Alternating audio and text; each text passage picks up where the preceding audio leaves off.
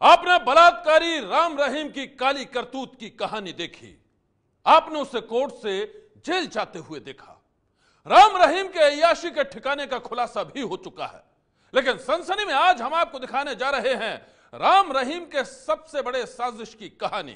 आज हम आपको दिखाने जा रहे हैं राम रहीम के सबसे बड़े राजदार का वो खुलासा जिसने सारे शहर में फैला दी है सनसनी।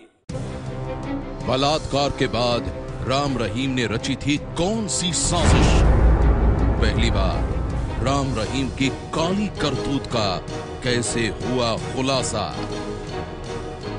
पीड़ित लड़की से बलात्कार के बाद पहली बार कैसे सामने आई चिट्ठी?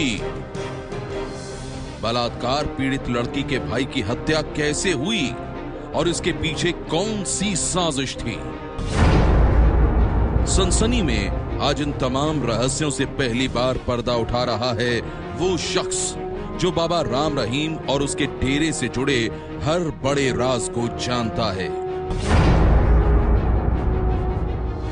ये वही शख्स है जिसकी मदद से 15 साल पहले दुनिया के सामने आई थी बाबा राम रहीम के पाप की सनसनीखेज कहानी। 15 साल से अपने सीने में कई राज दफन करने वाले इस शख्स का नाम है बलवंत। बलात्कारी बाबा राम रहीम के गुंडों की आंखों में कांटे की तरह चुभने वाले बलवंत आज पहली बार कैमरे के सामने आए हैं। आज पहली बार एबीपी न्यूज के कैमरे पर हो रहे हैं राम रहीम के गुनाहों और उसके गुंडों के बारे में सनसनीखेज खुलासे। आप गौर से सुनिए।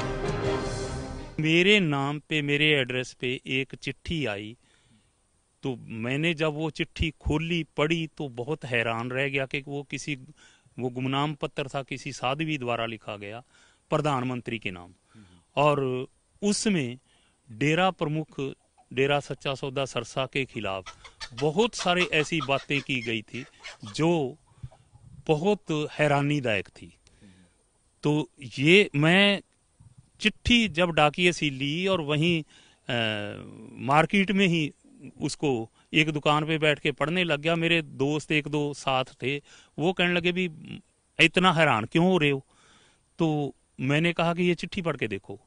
उन्होंने चिट्ठी पढ़ी तो उन्होंने कहा कि हमें ये चिट्ठी की फोटोस्टेट चाहिए। तो मैंने कहा ले जाओ। वो खुद ले गए, वो फोटोस्टेट पास की दुकान से करवा ले आए। पता नहीं उन्होंने 2 करवाई या 10 फोटोस्टेट करवाई, मेरे को नहीं पता। वो खुद करवा ले आए और ओरिजिनल चिट्ठी मेरे को दे दी। मैं वो चिट्ठी घर लेके आके अपनी फाइल में लगा के रख दी। पर उन लोगों ने वो चिट्ठी आगे बांटनी शुरू कर दी। आगे से आगे फोटोस्टेट होती हुई ये पूरे इलाके में फैल गई।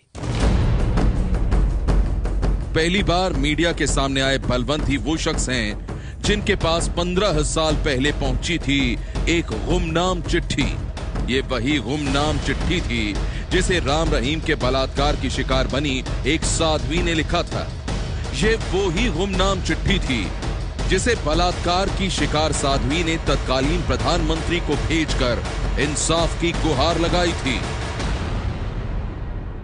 उसमें स्पष्ट तौर पे ये लिखा हुआ था कि मैं डेरे की एक साध्वी हूं, मेरे पेरेंट्स भी डेरे के अनुयायी हैं और मैं डेरे से कई सालों से रह रही हूं।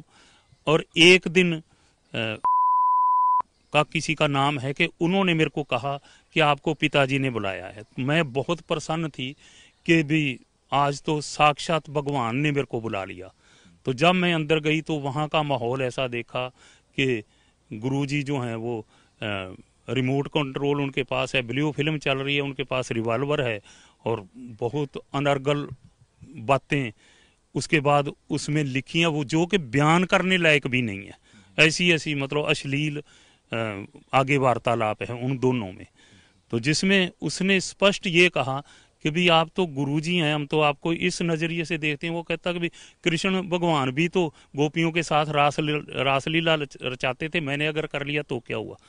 और यहाँ तक भी है कि भी मेरे डेरे की आमदन 1 करोड़ रुपया रोजाना है और सारे मुख्यमंत्री मंत्री मेरे आगे झुकते हैं और मैं जो मर्जी करना चाहूँ कर सकता हूँ। और कई ऐसे एक दो का नाम है कि भी फकीर चंद एक प्रबंधक था जिसने मेरे खिलाफ आवाज़ उठाई थी और उसका नामो निशानी आज तक नहीं मिला। ऐसी ऐसी बहुत सारी बातें। और उसने ये भी दावा किया था कि मैं नहीं, ऐसे यहाँ बहुत सारी साध्वियाँ हैं, अगर हम कुंवारी यहाँ आई थी, छोटी उम्र में आई थी, और अगर आज हमारा मेडिकल करवाया जाए तो हमारा उसमें सब पुष्टि हो जाएगी, और अगर हमारा किसी ने शील भंग किया तो अपने आप पता लग जाएगा। यहाँ तक दावा किया गया। कुरुक्षेत्र में रहने वाले बलवंत यहाँ उसी गुमनाम चिट्ठी का जिक्र कर रहे हैं जिस चिट्ठी की वजह से राम रहीम के खिलाफ 15 साल पहले रेप का केस दर्ज हुआ था और उसकी सीबीआई जांच शुरू हुई थी। बलवंत का कहना है कि उस गुमनाम चिट्ठी ने इनकी जिंदगी को खतरे में डाल दिया था। दरअसल कुछ लोगों ने उस चिट्ठी की फोटोस्टैट कॉपी करवाकर पूरे इलाके में बांट दी थी। सबकी जुबान पर राम रहीम के घिनौने गुनाह के किस्से थे। जब ये किस्से डेरे तक पहुंचे तो एक दिन बाबा के गुंडे आ धमके और इन्हें धमकी दे डाली। कई बार मेरे घर में 100 की तादाद में भी डेरा प्रेमी आए और उन्होंने मेरे को थ्रेट भी किया, डराया पूरा कि भाई आपने ये चिट्ठी बांट दी, ये देख लो कि हमने भीड़ है हमारे पास तो करोड़ों की संख्या में उन्हें आई हैं, अगर हमने एक इशारा कर दिया तो आपका तो नामो निशानी मिटा देंगे हमारे अनुयायी। इतना मतलब मेरे को भयभीत करने की कोशिश भी उन्होंने की थी। तो उसी दौरान अभी ये कशमकश जारी थी, क्योंकि एक दिमाग में ये भी तो भी इतना बड़ा पहाड़ है, इतनी बड़ी सुपर पावर है जिसके खिलाफ ये बात है, और उसके खिलाफ हमने प्रैक्टिकल देखा था कि भी प्रशासन जो है उनके सामने बिल्कुल पंगु हो जाता था। बलवंत के मुताबिक राम रहीम के गुंडे समझते थे कि डेरे के एक पूर्व कर्मचारी रणजीत सिंह ने इन्हें वो गुमनाम चिट्ठी दी थी जिसमें साध्वी ने बाबा पर रेप का इल्जाम लगाया था। ये वही रणजीत सिंह था जो 2002 तक अपने परिवार के साथ डेरे में रहता था। बाबा पर रेप के इल्जाम लगने के बाद रणजीत सिंह ने अचानक डेरा छोड़ दिया था। उसके बाद से ही राम रहीम के गुंडे रणजीत सिंह के जानी दुश्मन बन गए थे। उन्होंने मेरे को सीधा सवाल किया कि वो चिट्ठी तुम्हारे को रणजीत ने दी है। मैं कहा भी नहीं, मेरे को रणजीत ने नहीं दी, मेरे को बाई पोस्ट आई है। तो वो कहने लगे हम जानते हैं कि रणजीत ने दी है, रणजीत का तो कत्ल करेंगे ही और तेरा भी करेंगे क्योंकि तू चिट्ठियों को बांट रहा है। मैं कहा भी मैंने शुरू में 2 चिट्ठियां उनको फोटोस्टेट उन्होंने करवाई थी और वो 2 जने ले गए थे, बाकी मेरे को नहीं पता, मैंने कभी आगे नहीं बांटी। तो वो एकदम कहने लगे भी हमको गुरु का हुक्म है कि हमने तो छोड़ना नहीं किसी को। तो उसके मैंने कपड़े के नीचे देख लिया कि रिवॉल्वर था, तो मैंने कहा अभी चला ले गोली, मरना तो है ही, एक दिन मार ले अब। तो मेरी ये आवाज सुन के 5-7-10 लोग पास आए तो वो एकदम भाग गए। गाड़ी उसके साथियों ने तैयार की हुई थी, गाड़ी पहले स्टार्ट थी, वो उठ के भाग गए। तो धमकी तो मेरे को सरेआम उन्होंने जान से मारने की दी। मैं एहतियात से रहता रहा, अपनी सुरक्षा करता रहा, नहीं तो हो सकता है मेरे को भी अब तक रणजीत के साथ भेज दिया गया होता ऊपर। राम रहीम के गुंडों की धमकियों से डरे सहमे बलवंत ने 15 साल पहले सिक्योरिटी के लिए पुलिस का दरवाजा भी खटखटाया था, लेकिन पुलिस हाथ पर हाथ धरे बैठी रही। और फिर एक दिन कुछ गुंडों ने डेरे के पूर्व कर्मचारी रणजीत सिंह को मौत के घाट उतार दिया। मैंने एक बार रिक्वेस्ट की भी थी पर कोई गौर नहीं हुई, और उसके कुछ ही दिनों बाद रणजीत का मर्डर हो गया। तो रणजीत का मर्डर हो गया तो फिर तो मतलब मैं एक तरह से मतलब बहुत एहतियात से रहने लग गया। मतलब डर भी था परंतु हिम्मत नहीं हारी और अपने काम भी करता रहा। रणजीत बलवंत सिंह 15 साल पहले हुए रणजीत हत्याकांड के अहम गवाह हैं।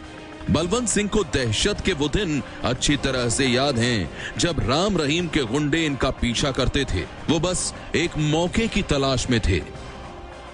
हाँ, मेरे को पता बाद में लगा कि मेरी रेकी होती रही है, क्योंकि उन्हीं लोगों ने बताया वो बाद में जब मैंने कोर्ट में गवाही दी तब मैंने पहचाना, 2 व्यक्ति थे वो, एक जसबीर सिंह और एक सबदिल।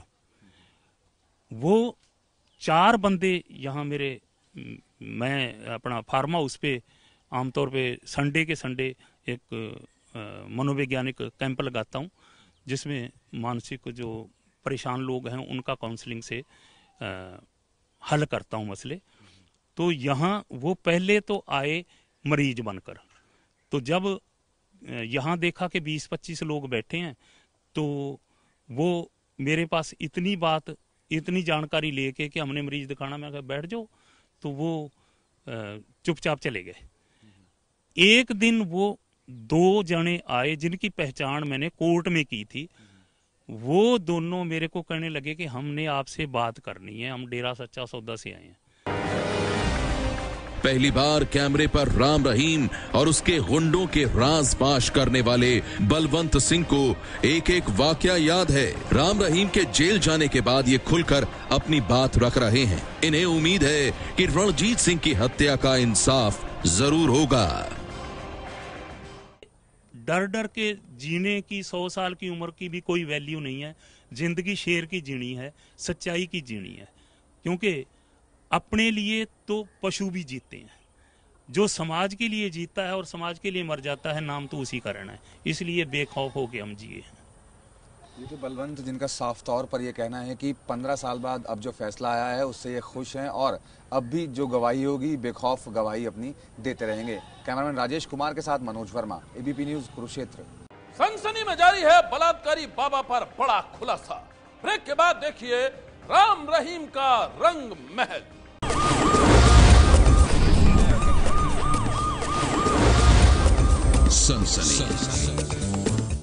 बलात्कारी बाबा राम रहीम को बलात्कार के जुर्म में 20 साल की सजा हुई है। वो सलाखों के पीछे जेल में कैसे बीत रही है उसकी जिंदगी, ये हम आपको बताएंगे।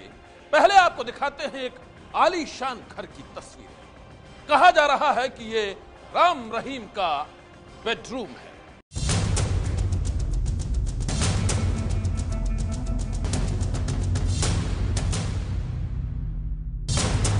आलीशान कुर्सियां, भव्य डाइनिंग टेबल। आपकी टीवी स्क्रीन पर इस समय बलात्कारी राम रहीम के डेरे के भीतर की तस्वीरें हैं। सादगी का पाठ सिखाने वाले बलात्कारी बाबा के डेरे के डाइनिंग रूम में रखी डाइनिंग टेबल देख रहे हैं आप। डाइनिंग टेबल पर महंगी क्रॉकरी। अब बलात्कारी बाबा की डाइनिंग चेयर से पर्दा उठने वाला है।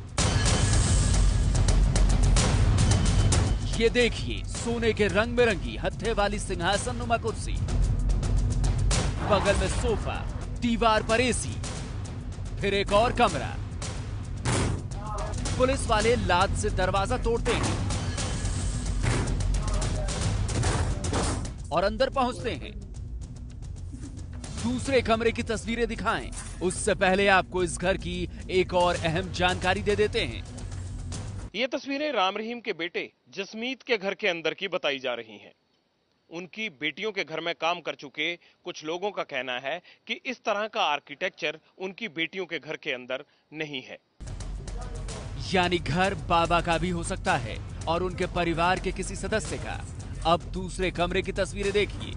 काफी बड़ा कमरा, सामने बड़ा आलीशान किंग साइज बेड, छत पर पीओपी का काम और झूमर देखिए। बेड के सामने रखी शट्टी, बैंगनी रंग के सनील के कपड़ों से बना बेड, दीवारों पर ड्रेसिंग मिरर और टेबल, वॉलपेपर से सजी दीवारें। यह है राम रहीम के डेरे की आलीशान दुनिया। तस्वीरों में नजर आ रहे आलीशान फर्नीचर को लेकर एबीपी न्यूज ने पड़ताल की तो एक और खुलासा हुआ। डेरे में राम रहीम के परिवार के मकान बनाने वाले कुछ लोगों का दावा है कि ये फर्नीचर जिस बिजनेसमैन की तरफ से सप्लाई किया जाता है वो डेरे का पुराना भक्त है। ये 2 आलीशान कमरों की तस्वीरें हैं जिससे पता चलता है कि राम रहीम ने श्रद्धा के डेरे में कैसी विलासिता की दुनिया सजा रखी है। हालांकि तस्वीरों में साफ नजर आ रहा है कि पुलिस डेरा के अंदर बने इस मकान की तलाशी ले रही है, उसके दरवाजे तोड़ रही है। बावजूद इसके सिरसा पुलिस का कहना है कि उन्होंने डेरा के अंदर जाकर किसी भी बंगले की तलाशी नहीं ली। कैमरामैन राजेंद्र सिंह के साथ जगविंदर पटियाल, एबीपी न्यूज, सिरसा।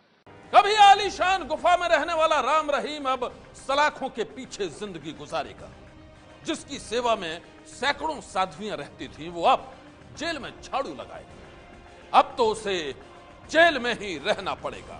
पोशंपा भाई पोशंपा, राम रहीम का क्या हुआ?